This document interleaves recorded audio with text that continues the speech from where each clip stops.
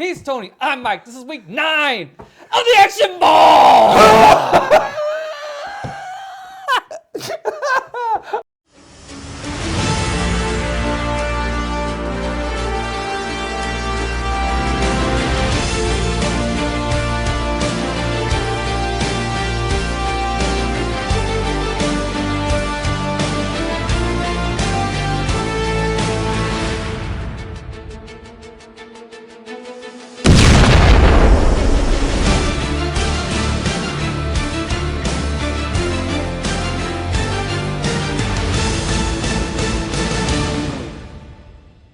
So week 9 of the Action Bowl sees Milla Jovovich, my girl, going up against Antonio Banderas.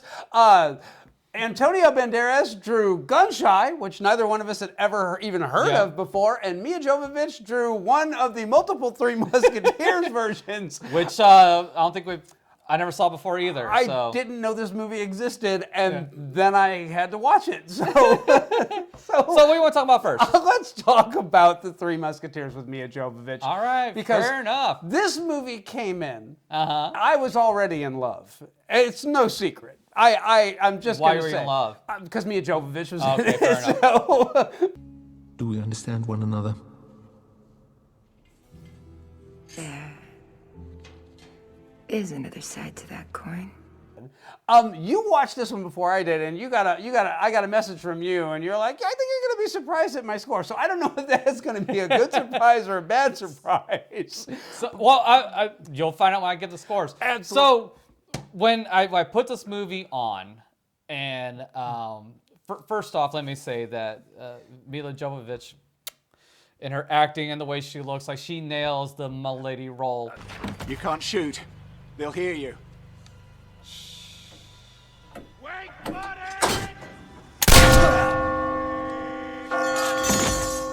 So, you know what, really quickly, let's just kind of burn through the plot of this one real fast. This is an adaptation of Alexander Dumas' Three Musketeers, and the story specifically that they're referring to is The Queen's Necklace. And as weird as this sounds, this is kind of a faithful adaptation, even though it's done in this bizarre-ass steampunk style where they have giant airships that are literally ships that have giant balloons on them.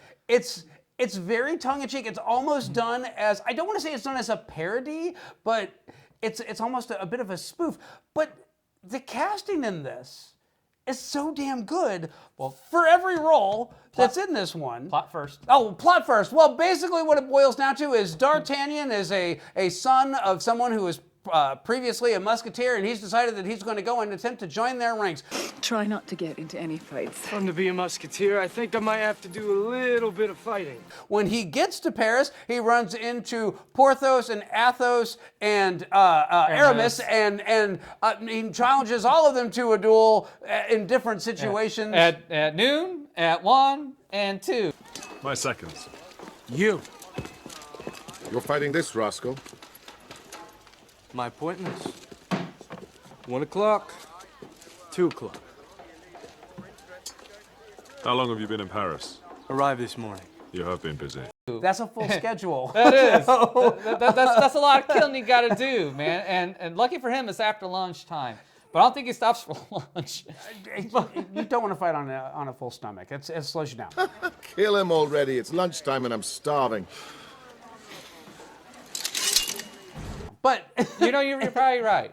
But the duel actually kicks off with his first opponent, and then Rochefort, hey, Mads Mikkelsen shows up with his guards, and he's like, hey, they're dueling, and that's not right. We got to stop them. So naturally, the Three Musketeers plus D'Artagnan decide, screw it, let's fight everybody.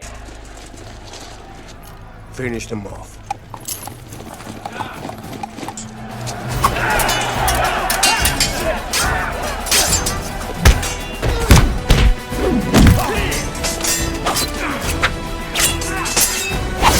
And they do, and they kick their ass gloriously, might I add.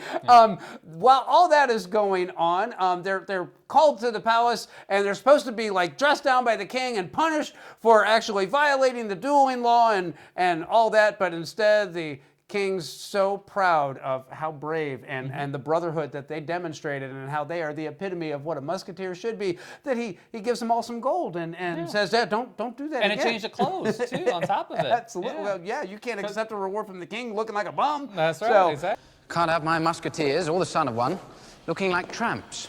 New suits. All round, I think. Yes. You'll see to that, Cardinal. And, yes, I think a purse of gold for each as a reward for your courage. Oh, and yes, before I forget, no more fighting with His Eminence's guards. we get a little bit... Which all rubs in the face of the cardinal, yeah. who, you know, is trying to oppress like everybody and basically take over I keep saying the word wrong. Usurp the throne. Yes, he wants a puppet king, or he basically is pushing to start a war with Great Britain. He is conspiring with Orlando Bloom's character, which is hilarious. Both our nations are stretched to breaking point. A peace treaty would be of immense strategic advantage. Whose advantage? Yours? Ours. Yeah,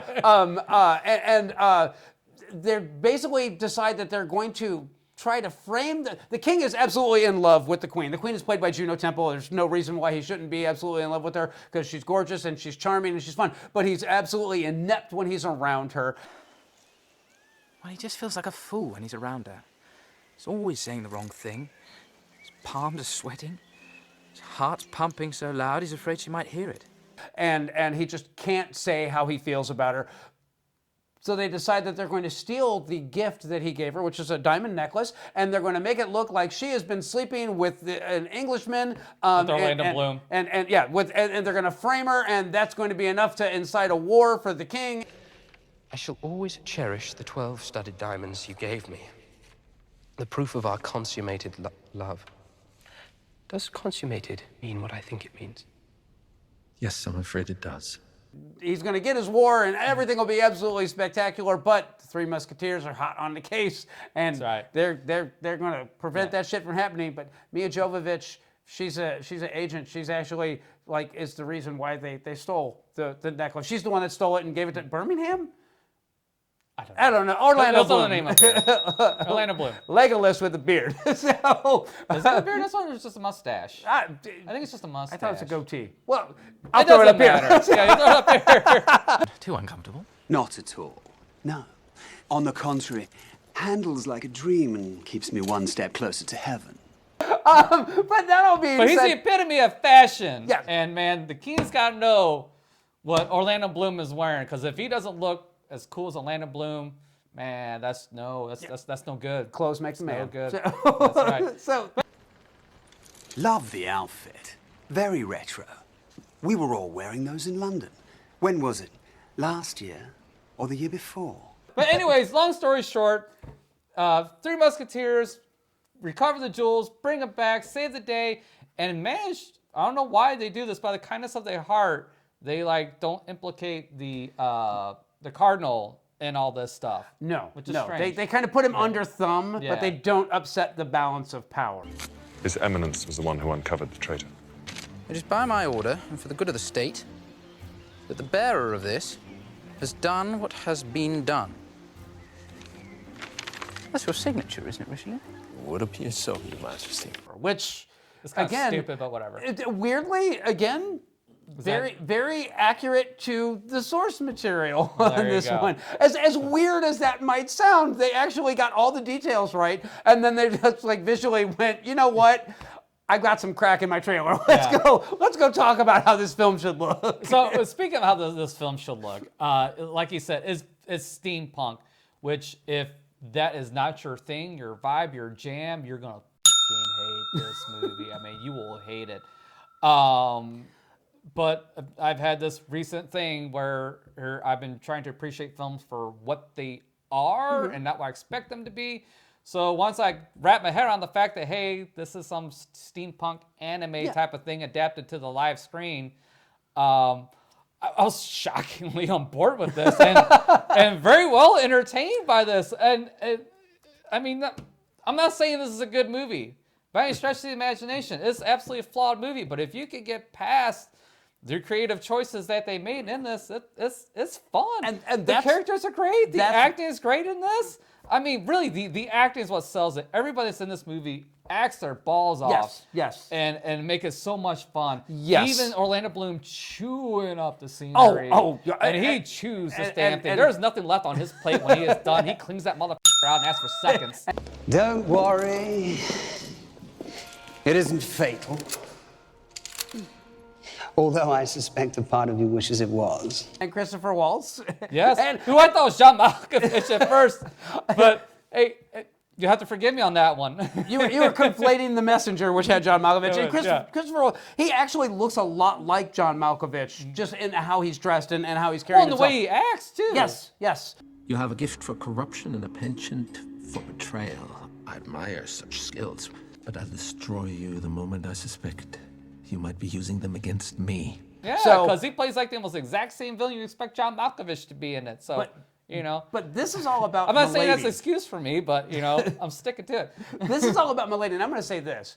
Milla Jovovich, while she is not in the title of this film, she owns. She's so good as this character. Yeah. And the Indiana Jones style traps for her to steal like the blueprints and steal the necklace. I loved every cheesy bit of it.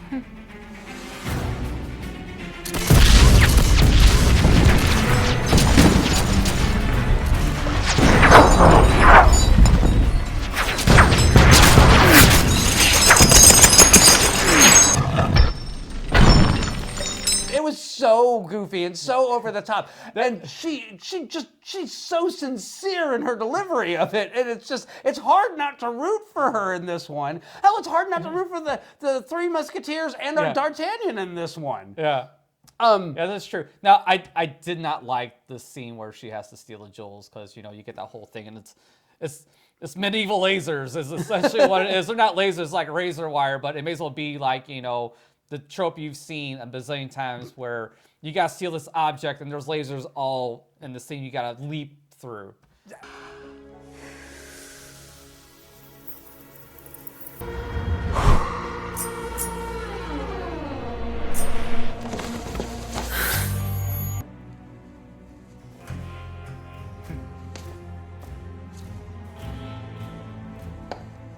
I'm just going to say steampunk, I forgive it. Yeah. Again, it is what it is. And did they achieve what they set out to do in this film? Yeah. Absolutely. Yeah. I mean, absolutely. If you watch this version of the Three Musketeers and then talk to somebody else about a more historically accurate rendition of it, you'll be surprised exactly how much you know about the actual story of the Three Musketeers based on this film. But I'm just, there's been so many versions of this film. For somebody to do it, you had to bring something new to the table. And what was new to the table on this one was, hey, steampunk's big, let's do a steampunk version. I kind of adored this movie. I mean, like, legitimately, I had zero expectations, and I thought, oh, God, this is going to be as bad as the Charlie Sheen, Kiefer Sutherland one. And I hated that rendition of the Three Musketeers. I enjoyed that. The only thing that sucks about that version of it is the guy that plays D'Artagnan. What the hell's his name? Oh, God. O'Connell. Yeah, oh, yeah, Chris Is it Chris O'Connell? Chris O'Donnell. O'Donnell. I'm sorry. Chris O'Donnell, Robin from the Batman movies. Chicks dig the car. He sucks. Everything else about that movie is fantastic. I was just going to say, at this point, like at that time, they were so busy like doing all these crowd pleaser versions of historic novels. And that one just kind of fell in there. And I was going to say the casting on that one, Kiefer Sutherland is fine, but you should probably watch that again. Charlie Sheen as a Frenchman just doesn't work. But but you got Rebecca De Mornay that's in it. Oh yeah. You got what's his name as the Cardinal, the classic bad guy from Rocky Horror. Oh, Tim Curry. Tim Curry. I mean, he chews scenery, and it's fantastic. Yeah. But this is not about that one. No, this is not. This is about Milla Jovovich's. the whole cast in this film, whoever did the casting on this one, they killed it Magnificent across job. the board. Yes. And I'm sure that Milla Jovovich was not the first one cast, but she may have been because her husband directed this. So. Well, there you go. Well, you know what? In this case, cronyism wins the day. Yeah, you yeah. know? So I have no idea what your scores are going to be on this one. So I am all ears to hear your scores. All right. Well, so, plot's a 4. You know, it's silly. It's kind of convoluted. It's kind of is what it is. Yeah, and yeah. you say it's surprisingly accurate to the source material. Yeah. Whatever. Style is a 6. So it wasn't what I expected, but you know what? They achieved what it is they set out to achieve, and I was shockingly entertained by this. Now, not blown away, but entertained. It's a 6. So I didn't have to pick up my phone. I was engaged to the whole thing, and for what it is, it's fun. So total score is total score is a 16. 16. All right. So yeah, you're scoring it above average. Well, for me, 1 point above average, but you know, hey. For the plot, I gave it a 6. And I gave it a 6 because, again, being familiar with the story, it's like I'm amazed at how much they managed to get in there that was true to the source material and then put their own spin on it. So that took some doing. And it's no small feat. And then also to make it accessible to a modern audience. So for me, 6. And I gotta also say this. I kind of dig the airships. I really kind of dug the whole airship battle. That was an interesting surprise in this. And I also love the fact that the airship that crashes, it lands on the top of Notre Dame, which that was again, nice touch. And like everybody's looking up like, what the hell am I looking at? So I would have loved the sequel to this, but we're not gonna get it. It is way too late for that. For the style, I gave it a 7 because the aesthetic is spectacularly good in this.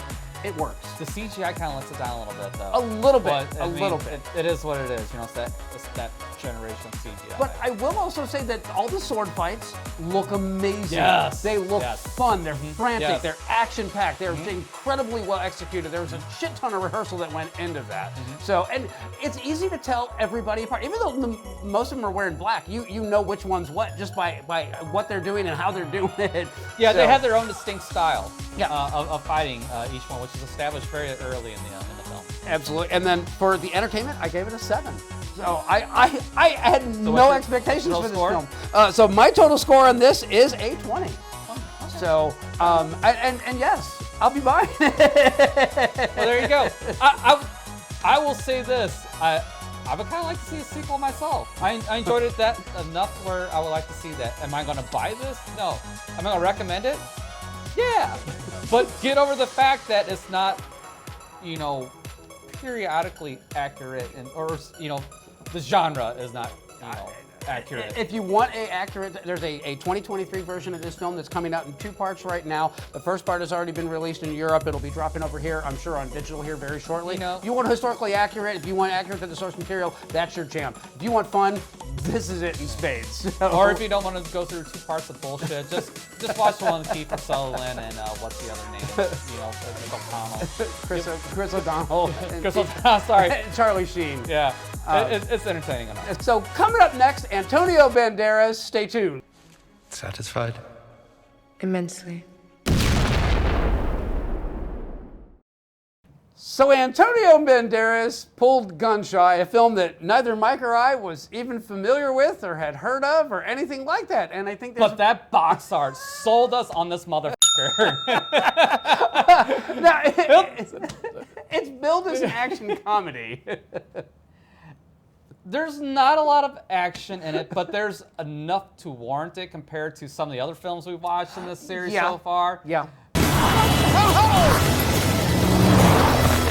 And for me, there's enough comedy in it. I think you, on the other hand, have some issues with this, so go ahead. Give us the rundown of the plot on this one here real quick for those who aren't familiar.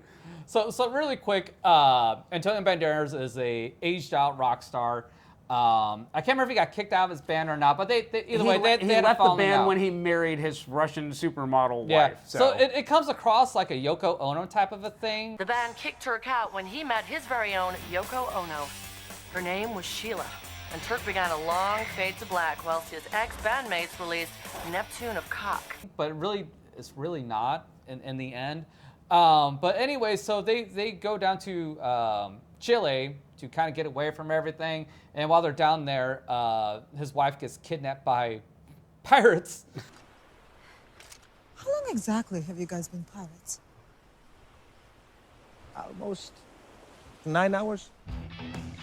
They're not pirates. They're very inept people. And shenanigans ensue from there. Yeah, and that's the best way to describe it. I'm just going to say this. Everything about this film was a misstep. Antonio Banderas. I'm going to disagree with you, but go on. Well, you're welcome to disagree with me, absolutely. But I'm just going to say this: Antonio Banderas, as the washed-up rock star, he was so over the top, and like his characterization was just so flimsy. Someone has kidnapped your wife. They're asking for $1 million. Oh, thank God. I thought they'd be asking for a lot of money. And it was like it almost felt like that you're supposed to be a drugged out rock star, but you've been to rehab. So, you got to be the party guy, but you can't say cocaine or anything like that. You love beer. I have already bagged. Then go and watch TV. Beer time. Give it to me. Yep. Oh, yeah. I don't speak Spanish. I am English, so I do speak beer, and yes, I would love one. Beer. Yes, indeed. Beer is always in season. Beer. You gotta have some type of vice. I mean, in the '80s, there's a lot of rock stars that went clean bull fucking shit. They just traded one fucking vice for the other. I don't have any issue with how the character is supposed to be. I'm just having a problem with the fact that Antonio Banderas plays him like a spoiled child. I once bought a giant tortoise for $2 million. I thought I could ride up the street, like the king of tortoises, but that thing barely bloody moved. You could use the bucket as a table. And there's this scene very early in the film where he gets upset because apparently the former members of his band have gone on and they had this huge hit, and the news report that he's watching is like, oh, he's washed up, he's a shut-in, he hasn't come out of his house in 2 years. It's all true, too. He gets so upset that he actually has his servants come in so that they can throw his television in the pool for him. I need to throw this TV into the pool. Okay? This TV set into the swimming pool. Yeah. Okay. And that sets the tone for the humor. If you laughed at that joke, you're going to be okay with this film. Yeah. If you didn't find that funny, you're going to hate the rest you're of in this trouble. movie. Yes. You are in trouble. Yes. And I'm just going to say that I'm troubled. And then you lead to that where they go to Chile and she goes on some like llama tour, and then it turns out there's like some tech billionaire and he came down there to hunt llamas. And came all the way down here to the inferior hemisphere. We're definitely going to shoot something. I'm not gonna let you do this. I don't think you can stop us, honey. And she came down there to take pictures of the llamas, and then argument ensues, and then the pirates show up, and then the tech billionaire gets kicked in the face by a bunch of llamas, and then he shoots his wife, and then he winds up getting shot. Now, I have come to this toilet of a country to shoot a llama. And by God, I am going to shoot a llama! It's not sophisticated humor by any stretch of the imagination, but it's also not. No, it's not trying to be. It's not very well timed joke-wise either. So it all worked for me. I'm gonna say right now, it did not. And then you go through all that, then you have Antonio Banderas, he gets the ransom note about his wife, and his wife is buddying up to the pirates, and they're like trying to get rid of the tourists that they kidnapped with her, who are like English and really thrifty and cheap and everything, and complain constantly about stuff, which again, they don't really complain. They're high maintenance kind of hostages. You're doing just fine. I run a top quality double glazing company back in London, and if we could pay the ransom in windows, French windows, we do French windows too. Charlie. Yeah. You know, they're treating their time there like they're at a resort, but they're not a resort. They're being kidnapped. So they're making these outrageous kind of demands that a high maintenance customer would make at a resort. And they're like, what do we do with these people? Because they're just servants too. They're just working class people. They're not criminals. They're just trying to act like criminals. So they're like, what the f do we do? I really want to hurt these people. I got to do something with them. So you end up just letting them go. Crocs, they are not a hiking shoe. Look, if you're going to kill us, just do it. All right? Just do it. Just bloody do it. Oh, you don't have to be so enthusiastic, Sandy. Captain?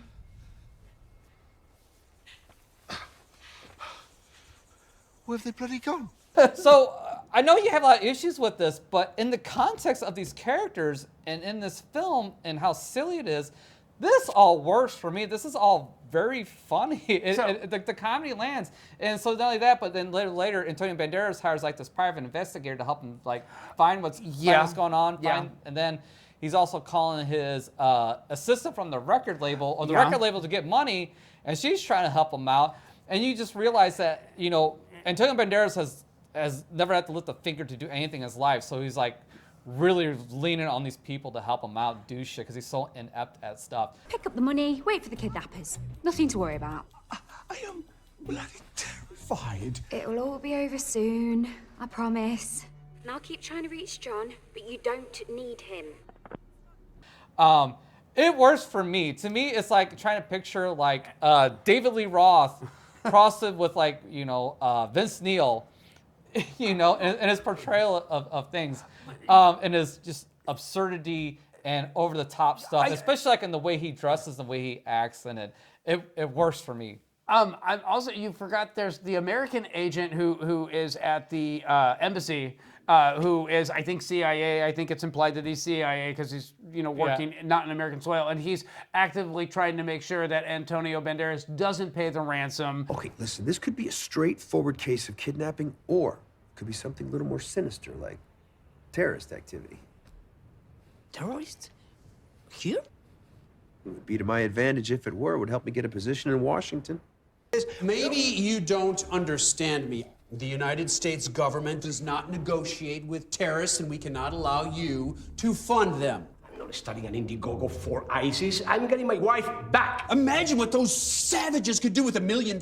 Yeah, they could buy half a giant tortoise. Because that would be supporting terrorism, and as long as he uses the word terrorism, he'll get funding. But if it's just, you know, kidnapping, if it's just a kidnapping, then that's not a big deal. And he's so bored, and he's so by the book, and he's so straight-laced, and he's basically trying to, you know, stop Antonio Banderas from paying the ransom for his wife, which you're giggling, and I was just kind of like going, this is dumb as hell the whole time.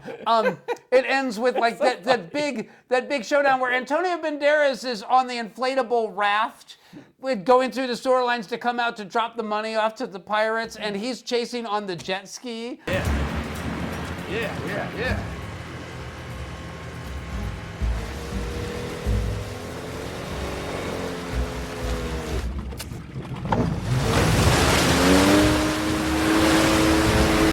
And it's, you can tell that they wanted that to be a bit more action-packed, but they just didn't quite know how to shoot it and edit it to make it look more action-packed. No, they didn't want to be. No, because he was driving around in circles earlier trying to figure out how to drive the damn boat. Antonio Banderas. This is never supposed to be action. Not Antonio Banderas. That chase scene was never supposed to be action at all. It was supposed to be buffoonery at its highest level. Antonio Banderas, and in that regard, it achieved. Antonio Banderas is supposed to be a buffoon, but the secret agent is a buffoon too. Well, he is a buffoon, They're but he's all supposed buffoons. to be. Every guy in this movie is a fucking buffoon, just about.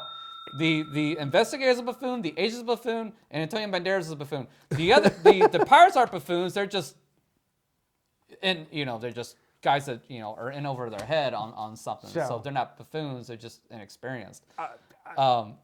Anyways, this movie for me, it was a slog to get through. It was painful to watch. And at the end of it, they lose everything. How did you watch all the way to the end of the credits?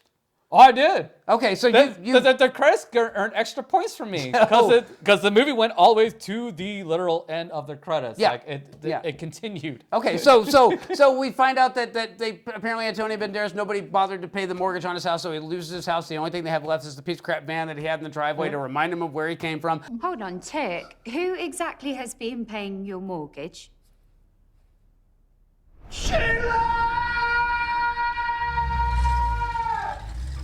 and he writes a love song to his former supermodel wife, and they go out on the road together, and he's like, got a new hit again, and all that, and It's then got to have a happy ending. and then you have there was one of the other agents that were in there. There's an and he agent's finds assistant the money. because the agent bought the farm. Yeah. Trying to collect the money, he gets blown up. So his assistant finds the money and he Yeah. buys Antonio Banderas' old house. So yeah, I mean, and he's got a hot supermodel wife with him when he shows up Well, there. yeah, he's rich now. Well, I'm just gonna say, You gotta have a trophy wife if you're rich, right? See, for you, that bit elevated the film. For me, it's just kind of like, And I stuck it out. I made it all the way to the end. I did it in one viewing. I really did. I'm going to predict your scores right now. But yeah, I'm also going to say this in my defense. This film has a 0% on the Rotten Tomato meter. A 0. Not a 1, not a 14, not a 12, a 0. Based on my scores, it's going to rank a lot higher than this. Seems we run it very, very differently on this one. Let's hear your score. Well, first, my prediction for you is a 2, a 3, and a 2. We'll see how close I am for a total of 7. Because I'm expecting this to do worse than the 8 that we gave for, what was it? 3 a.m. 3 a.m. But for me, the plot's not that great of a plot. It's a 4. Okay, it's not even average. I will admit that. The style is a 5. There's nothing about this and the way it's shot and the way that's acted or executed is particularly great. It's only 5. Now, entertainment. I was certainly entertained by this movie. If you couldn't tell by the way I counter every argument that Tony has. So even I was only give us like a 7, which is a high score for entertainment. But the fact that they continue the story, even through the credits, I gave an extra bonus point. It's an 8 for a total of 17. 17? Really? 17. Really? I was genuinely entertained. I thought this was fun. And again, I watch stuff for what it is. No. I get that. And the intent. And to me, they nailed the intent and the execution.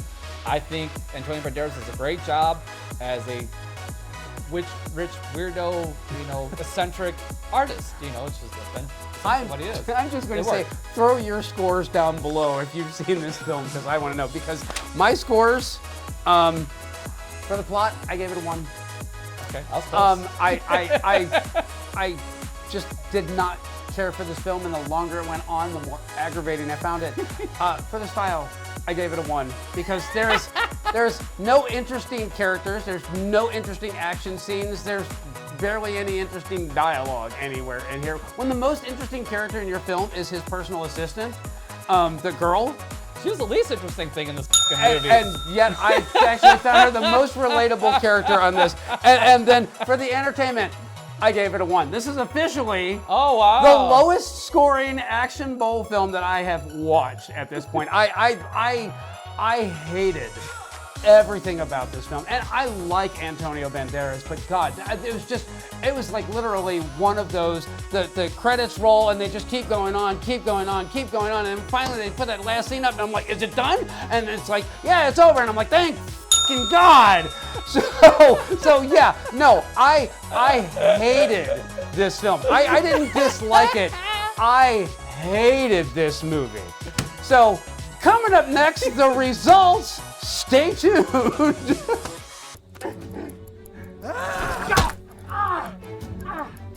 Damn it! No!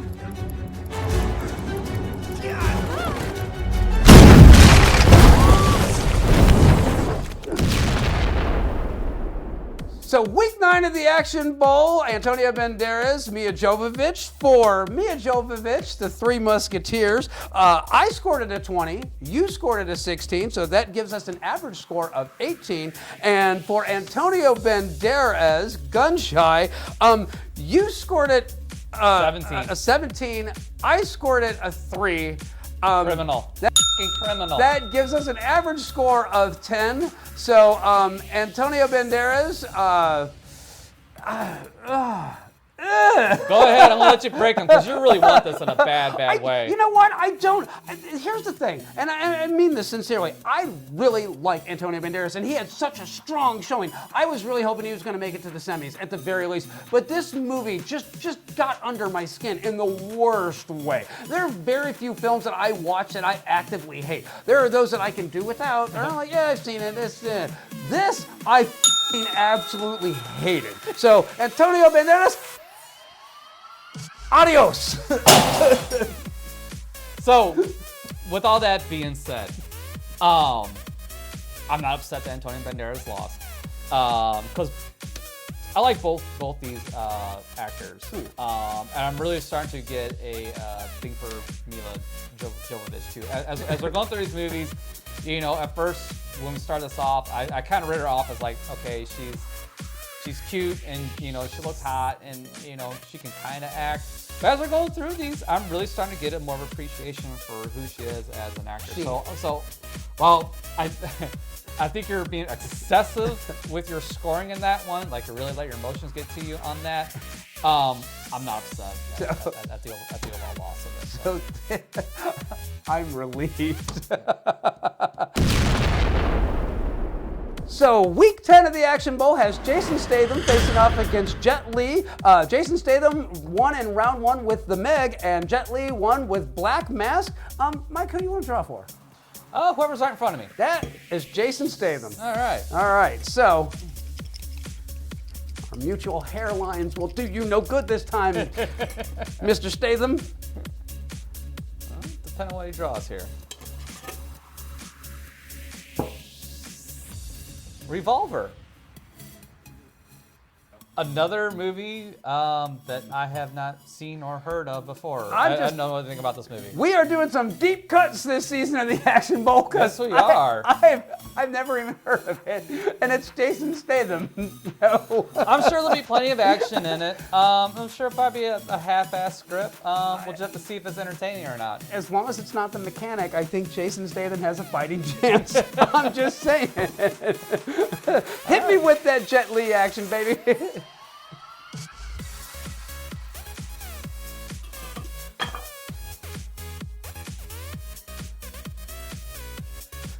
All right, and for Jet Li, we have the one.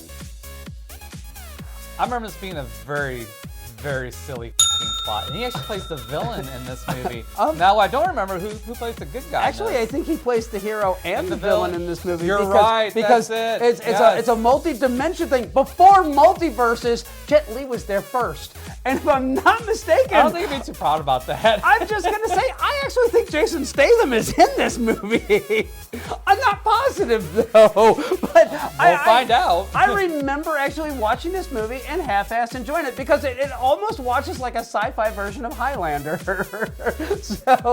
So Jet Li, Jason Statham, epic showdown, a 2 what the movies. Stay tuned for that. So join us next week when we got Jet Li versus Jason Statham. We'll catch you guys the next time.